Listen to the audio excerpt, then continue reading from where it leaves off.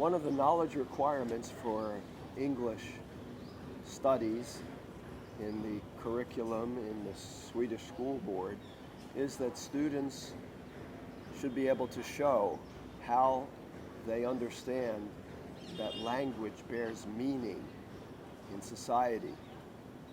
And one way that we all have familiarity with language and cultural meaning is through films and songs that we know the words for, and also there are games on the internet and other cultural texts in a larger sense, not just written texts, but films, movies that we see, and these are also texts, so to say. And these texts, they are based on language, and the language, in this case English, it's based on certain assumptions that we have about who we are, what the world is all about, why we're here. These are, in one word, it's called ideology, an understanding of who we are and what the world is. So we have an author here today. Her name is Vrinda Shaith, and she has written a novel. Actually, it's a trilogy, and we want to take advantage of her experience here and hear how she understands the language of her work as a bearer of cultural meaning. Can you say something for us about that, Vrinda? I mean, my particular interest is storytelling and the stories we tell, particularly the stories that get carried through time to arrive here. Scholars would call that archetypes or archetypal themes, because we see, even people who don't like to read, we see it in all the blockbuster movies, that the same movie gets told again and again, even if it's something as obvious as like the third or 10th Batman remake or Superman or Spider-Man. They're all coming again and again. But even if you take away something that's as obvious as that and you just look at the themes that keep appearing in stories, we have these themes that keep happening, like the star-crossed lovers, like Romeo and Juliet. Your students might be reading that text now. Or rags to riches, or an orphan child, or, there are so many themes like that that keep appearing again and again, which demonstrate that we as human beings, we're very interested in particular themes. They fascinate us so much that we want to hear those stories told to us again and again. Now, what I'm hearing is that the archetype, that is to say, a certain personality or a certain theme, a certain character, is something that everybody recognizes, like rags to riches. That somebody who's very, very poor, rags, wearing, dirty clothes, suddenly becomes a millionaire, rags to riches. This is an archetypal, what do you say? Archetypal, I think. Archetypal theme. And we are seeing these in like Batman and other popular cultural texts, right? Right. Yeah. And so my particular fascination is with ancient stories, particularly in my case from India, ancient India. We call them either Puranic or Vedic stories. My interest is looking at those stories and seeing, number one, what is their relevance today? Are they still relevant? Do they carry those archetypal meanings that resonate universally? And two, are those same sort of characters and themes, are they emerging or are they visible in other mediums that we considered more modern mediums, like, say, TV shows today or novels today? So I look at the ancient stories and work with them in different ways to see how they resonate today or how they carry that archetypal meaning today. In other words, if an archetypical character, say, a heroine who defeats powerful men. That if that were in the ancient, say, Vedic or Puranic, Or Greek Indian, mythology would Greek be another one, not mythology. my particular one, but that's another one that's very popular right now. Right. You know, like Rick Riordan, he tells the Percy Jackson, he does that same thing where he's once retelling. again, Rick Riordan. Rick Riordan, he's a really popular author right now who's taking Greek mythology and retelling it through a more modern lens and looking at them. And So that would be a very good way for us to be able to show that we understand that language bears meaning, because if it were true and meaningful in ancient times in Greece or in India centuries and centuries ago, and still it is reappearing in our modern themes, then we know that this is bearing meaning for society in a long time, in a long horizon of meaning is being manifested here. right. So your particular heroine or your particular theme, could you tell us about your novel, which your trilogy, what is it called? Well, I'll just jump back to what you said before because it's funny that you say, the heroine that is defeating, thousands of soldiers, Yeah. something like that you said. And that's a very actually unusual archetypal theme in terms of, historic texts and religious texts and even stories over time have been very preoccupied somehow with male stories. They're very, male dominated, male centric, told from a man's perspective. And I mean, that's a very broad issue. Why did that happen? That's kind of a very complex discussion. So that particular theme of the heroine being more powerful than the hero is very unusual. And so that was actually my entry point into this. The work that I've been doing is retelling the Ramayana, which is one of India's most beloved stories. There are two, the Mahabharata and the Ramayana. And so the Ramayana is one of India's most popular stories. I've taken that and then, reworked it for a modern audience. And eventually I really realized that there was a huge gap or a missing piece when it came to the female characters. Because again, the Ramayana is very focused on the exploits, the adventures, the trials, the triumphs of all the male characters. It starts, it's such a huge tale, so it starts with Ram's father and then Ram and his brothers and then Hanuman and Ravan. Like, it's just very male dominated. And so then I came into it, sort of excavating the lives of the female characters. And the heroine of that tale, her name is Sita. Sita. Yeah. And scholars who have, gone through the text and counted every time that she appears in the text, it's only 10% of the overall story.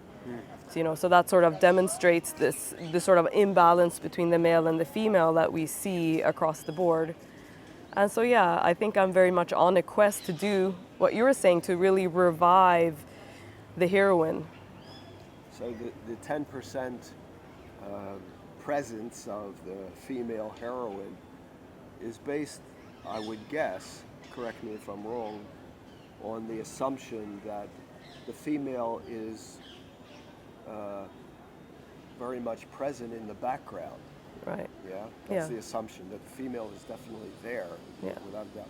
But background, Right. and the forefront, that is the male exploits and so on, adventures, as you would say. Right. Well, my question would be, what do people think when you, as you say, excavate, digging out, lifting up the heroine? Has the response been that you are making something up, or has it been rather that there is an appreciation for you of bringing forward a perspective which was very much needed? Well, that remains to be seen, because the final book in my trilogy, which is specifically focused on Sita, is coming out next year, 2020. But in general, when we have this discussion, I've had this discussion over and over again with friends or people who are interested in my work or people who know the Ramayana. And it's kind of a common reaction I get is a surprise. They're surprised that she is so buried because their experience of her, or their assumption is that she is very integral to the story and that she's very much there, essential. Like she's an essential character without whom this story couldn't take place. So Integral. integral, yeah. An essential element part, one with the whole episode. Right. Integral. Good word. So everyone who knows the story, they just assume that she's, integral would entail that she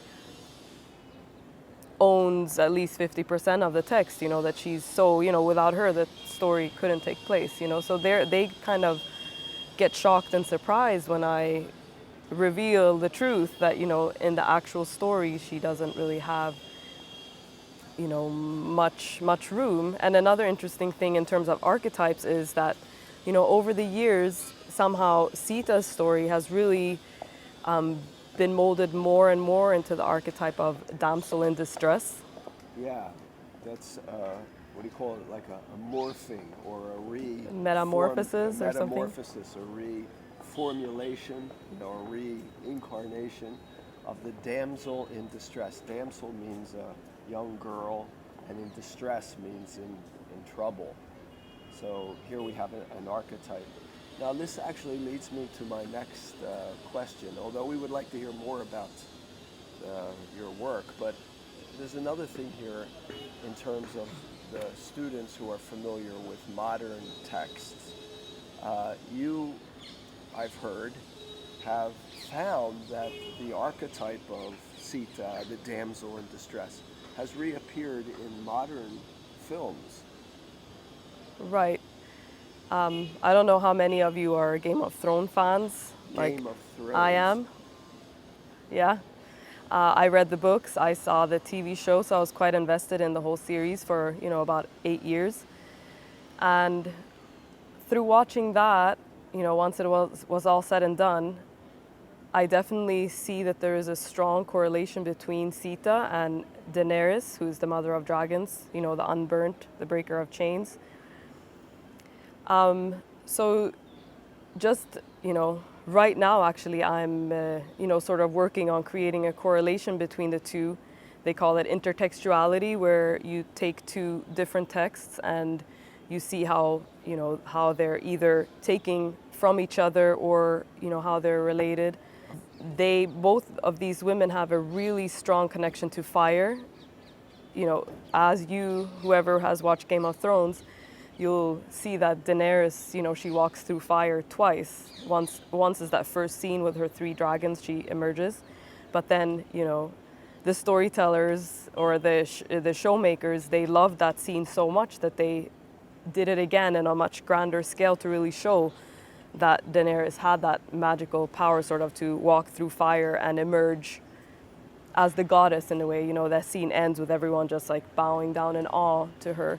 And then, that's basically, that's a scene directly taken from the Ramayana. The context is different, but the scene is almost exactly the same, where, Sita walks through fire and emerges unburnt, and everyone acknowledges her, divinity or her purity and like that. So it's genuine authenticity, that she's real. She was tested. Another archetype is the trial by fire, where one goes through many difficulties and tests and is proven.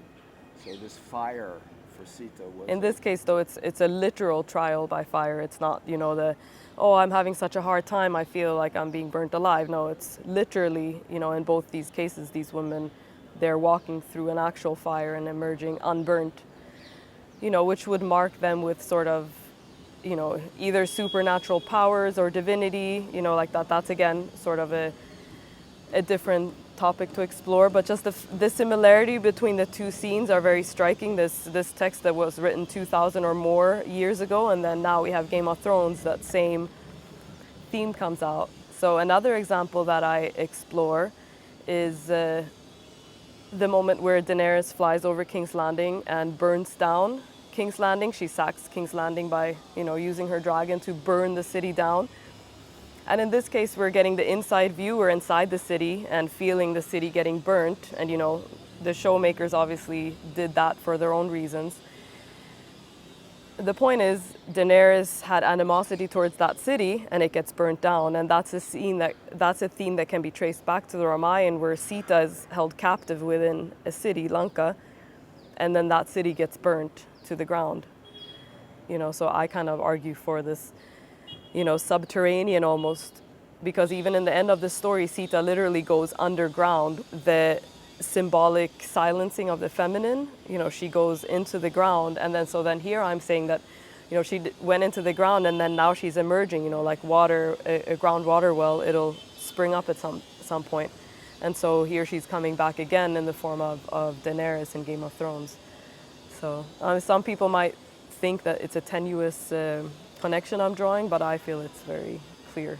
A tenuous connection, something that requires some endeavor in order to correlate, as we mentioned earlier. Mm-hmm.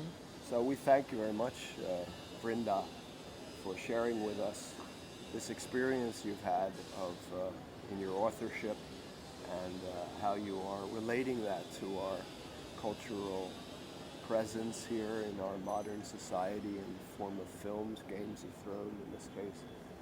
So we have learned now that just as the curriculum requires that we understand that texts, they are based on language, and the language, it bears meaning, and that meaning can be over a very long period of time. The technical word, if you're interested, is called diachronic, when something appears again and again over a very long period of time. So that meaning, we are embedded in this. We take it for granted, you know, the heroine, the damsel in distress, and so on. So we can easily use this knowledge that we have of our present culture, for example, Game of Thrones, in order to show that we have an understanding of the English language as a bearer of